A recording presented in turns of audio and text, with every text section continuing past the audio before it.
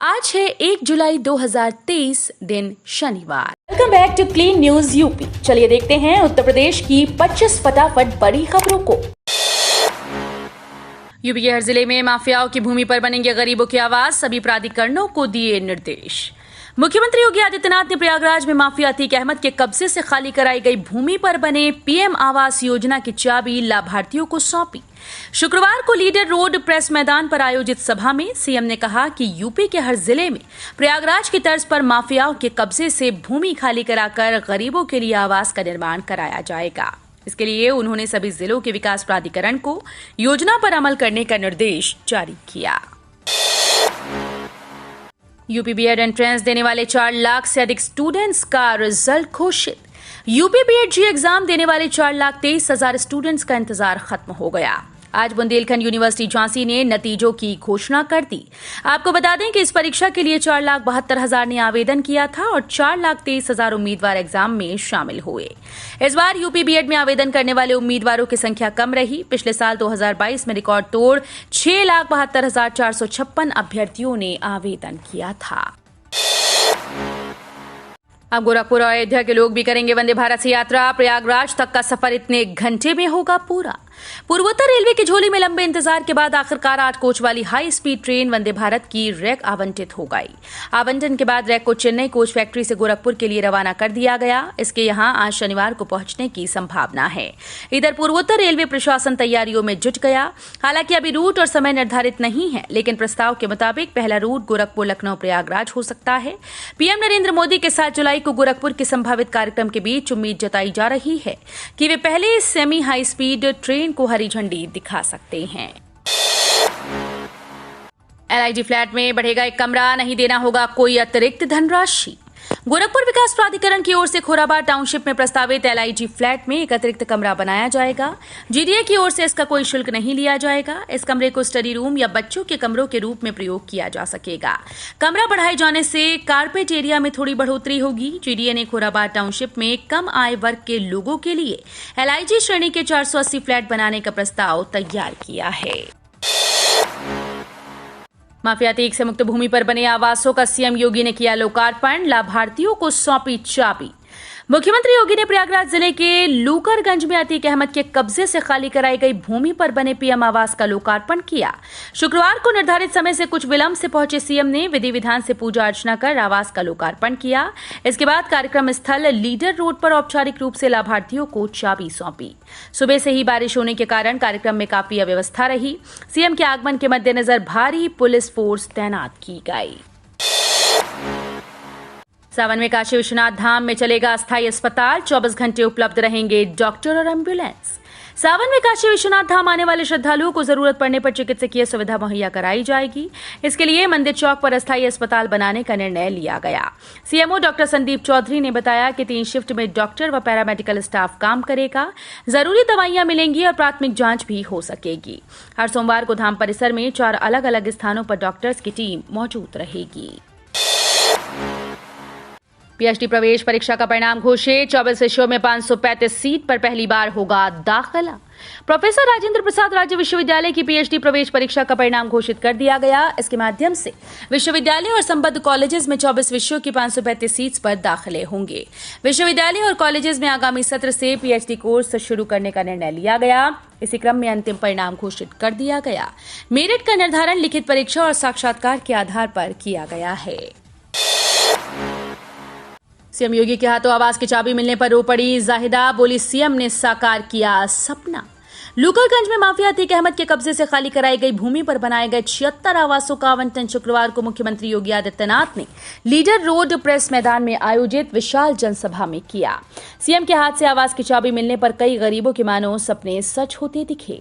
आवास की चाबी मिलने पर कई लाभार्थियों की आंखों से आंसू छलक आए। लाभार्थियों ने सीएम योगी आदित्यनाथ के प्रति आभार जताया। उन्होंने कहा कि जितनी भी शुक्रिया अदा किया जाए वो कम है।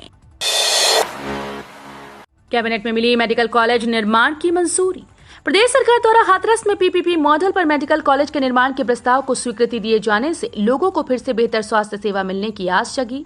जिला प्रशासन की ओर से सासनी के पराग डेयरी परिसर में मेडिकल कॉलेज निर्माण के लिए भूमि का चयन किया गया।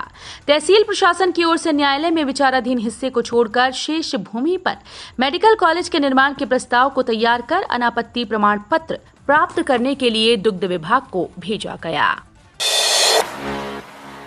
तेज हुई यूपी पुलिस कांस्टेबल भर्ती की आयु में 3 साल छूट की मांग। यूपी पुलिस में कांस्टेबल के 52,699 पदों पर भर्ती का नोटिफिकेशन जुलाई में जारी कर दिया जाएगा। नोटिफिकेशन जारी होने के बाद 12वीं पास युवा uppbpp.gov.in पर जाकर ऑनलाइन आवेदन कर सकेंगे, लेकिन नोटिफिकेशन जारी होने से पहले भर्ती की अधिकतम आयु सीमा 3 वर्ष बढ़ाने की मांग तेज होती जा रही है।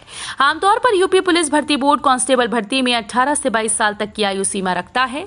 राष्ट्रीय लोकदल अध्यक्ष जयंत चौधरी ने यूपी पुलिस कांस्टेबल भर्ती के लिए उम्र में 3 वर्ष की छूट देने के लिए मुख्यमंत्री योगी आदित्यनाथ को पत्र लिखा। कर्मचारियों के लिए अच्छी खबर, मिलेगा नए वेतन पुनरीक्षण का लाभ, जनवरी 2016 से होगा लागू। अधिकारी कर्मचारियों के लिए अच्छी खबर है, उनके वेतन में बड़ा इजाफा देखा जाएगा। कैबिनेट की बैठक में इस पर मुहर लगी है। कैबिनेट के निर्णय के अनुसार अब कर्मचारियों के वेतन में 30,000 तक का इजाफा देखने को मिलेगा। उत्तर प्रदेश सरकार द्वारा न्यायिक सेवा अधिकारियों और कर्मचारियों को बड़ी राहत दी गई। उनके वेतन में 20 से 30,000 रुपए तक की वृद्धि की गई। राज्य सरकार द्वारा सुप्रीम कोर्ट के आदेश का अनुपालन करते हुए द्वितीय राष्ट्रीय न्यायिक वेतन आयोग की वेतन पुनरीक्षण संबंधित सिफारिश को 1 जनवरी 2016 से लागू किया जाएगा।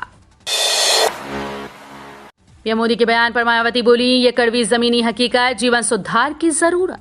पीएम नरेंद्र मोदी बीते दिनों भोपाल के दौरे पर गए थे, जहां उन्होंने यूनिफॉर्म सिविल कोड और पसमानदा मुसलमानों को लेकर बयान दिया। पीएम मोदी के इस बयान के बाद से ही दोनों ही मुद्दों पर सियासी बयानबाजी तेज हो चुकी है। अब इस पर बीएसपी प्रमुख मायावती ने प्रतिक्रिया दी। बीएसपी चीफ ने ट्वीट कर लिखा कि पीएम श्री नरेंद्र मोदी द्वारा भोपाल में बीजेपी के कार्यक्रम में सार्वजनिक तौर पर यह कहना कि भारत में रहने वाले 80% मुसलमान पसमानदा पिछड़े शोषित हैं, ये उस कड़वी जमीनी हकीकत को स्वीकार करना है जिससे उन मुस्लिमों के जीवन सुधार हेतु आरक्षण की जरूरत को समर्थन मिलता है। वाराणसी में सड़क जमा हुआ बारिश का पानी, अखिलेश यादव बोले, भाजपाई विकास का दिखा सच। उत्तर प्रदेश में इस सप्ताह कई जिलों में बारिश हुई। बारिश के कारण भीषण गर्मी से लोगों को राहत मिली। वहीं दूसरी ओर शहरों में तेज बारिश के बाद जल जमाव की समस्या ने लोगों और आम जनजीवन को खासतौर पर प्रभावित किया। वाराणसी में भी बारिश के बाद जल जमाव को लेकर समाजवादी पार्टी प्रमुख अखिलेश यादव ने वर्तमान सरकार पर निशाना साधा। सपा प्रमुख ने बारिश के बाद जल जमाव का एक वीडियो साझा किया। वीडियो में देखा जा सकता है कि सड़क पर काफी पानी जमा है। उन्होंने ये वीडियो अपने आधिकारिक सोशल मीडिया अकाउंट पर साझा किया। कर्मचारी पेंशनर्स के लिए अच्छी खबर, अगले महंगाई भत्ते पर बड़ी अपडेट।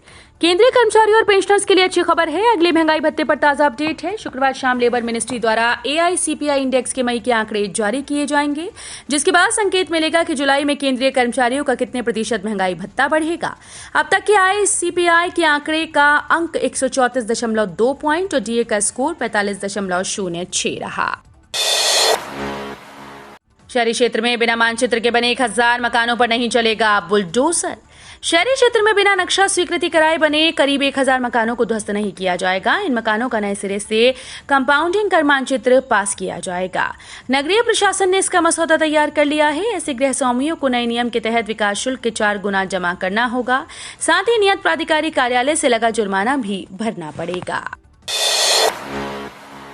पीएम किसान योजना में इन किसानों को मिलेगी डबल किश्त।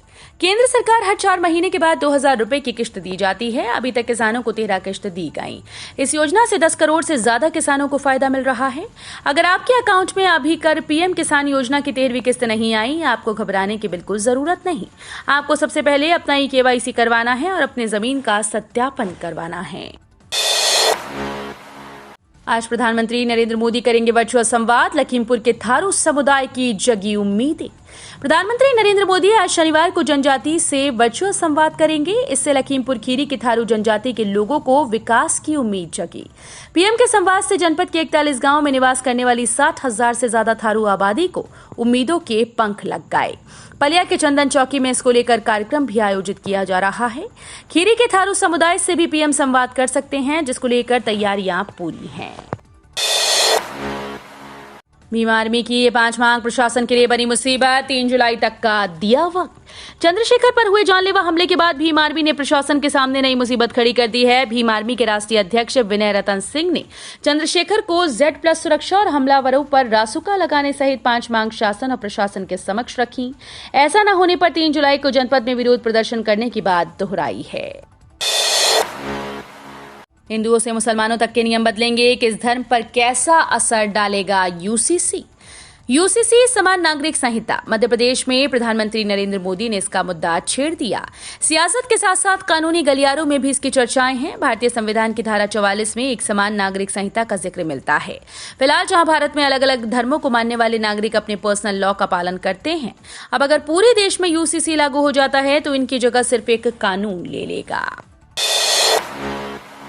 अलीगढ़ से रेल द्वारा मथुरा जाने के लिए अब टूंडला या दिल्ली जाने की नहीं होगी जरूरत। निकट भविष्य में अलीगढ़ से रेल द्वारा मथुरा जाने के लिए अब टूंडला या दिल्ली जाने की जरूरत नहीं पड़ेगी, क्योंकि दिल्ली हावड़ा रेल मार्ग को प्रयागराज मंडल के हाथरस जंक्शन से मेड़ू जाने वाली रेल लाइन से जोड़ा जाएगा। इसके लिए तकरीबन 1.5 किलोमीटर लंबी रेल लाइन का निर्माण होगा। नकली सीमेंट बनाने का भांडाफोड़, प्राइवेट कंपनी के डायरेक्टर सहित 5 गिरफ्तार। जौनपुर के सिद्धवन औद्योगिक क्षेत्र में एसटीएफ और पुलिस ने एक प्राइवेट कंपनी के कारखाने में छापा मारकर नकली सीमेंट बनाने के कारोबार का भांडाफोड़ किया।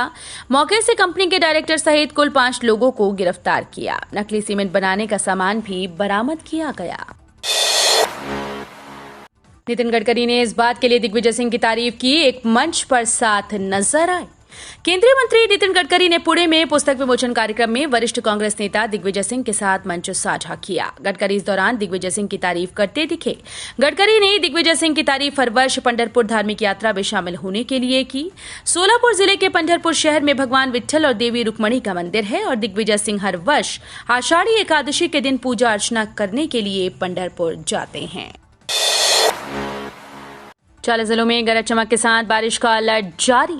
यूपी के लोगों के लिए राहत भरी खबर है। अब प्रदेश के लोगों को चिलचिलाती धूप और गर्मी की तपिश पूरी तरीके से छुटकारा मिल गया है। पूरे प्रदेश में अब दक्षिणी पश्चिमी मानसून सक्रिय हो गया। लगातार पिछले 4 दिनों से यूपी के अलग अलग हिस्सों में बारिश देखने को मिल रही है। इस बीच मौसम विभाग ने एक बार फिर से प्रदेश के 40 जिलों में गरज चमक के साथ बारिश होने और बिजली गिरने को लेकर अलर्ट जारी किया।